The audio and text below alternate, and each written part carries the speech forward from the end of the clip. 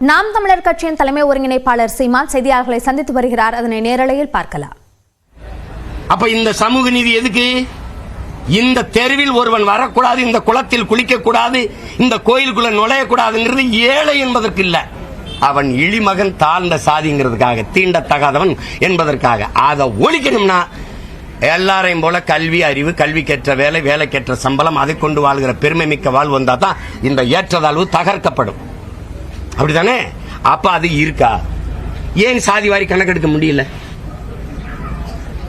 ஏன் முடியல? பீகார் எடுக்குது, பீகார் எடுத்து வழக்காயிருச்சு. அந்த நிலைமை தமிழ்நாட்டில் இருக்கா?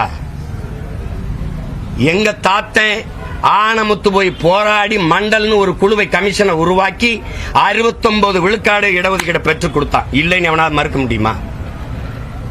அந்த இடஒதுக்கீட்டை அன்றைக்கு முதலமைச்சராக இருக்கிற அம்மா ஜெயலலிதா ஒரு சட்டம் இயற்றி சட்ட பாதுகாப்பை கொடுத்துட்டு போயிருக்காங்க.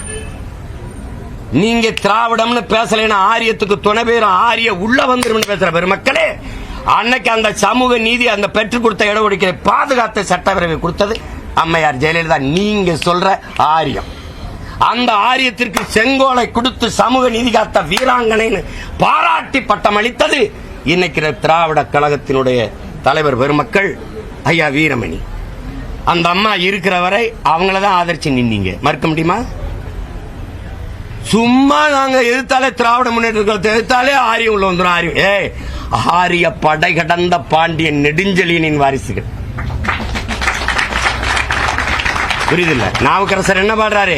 ஆரியங்கண்டாய் தமிழன் கண்டாய், இடையில எங்க கண்டாய் திராவிடனே? யார் நீ?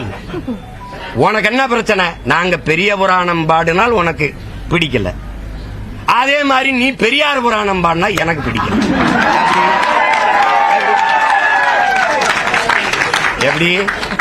உங்களுக்கு எங்க ஐயா பெரியாருக்கு, உங்க ஐயா பெரியாருக்கு, நம்ம ஐயா பெரியாருக்கு மொழி அபிமானம் கிடையாது.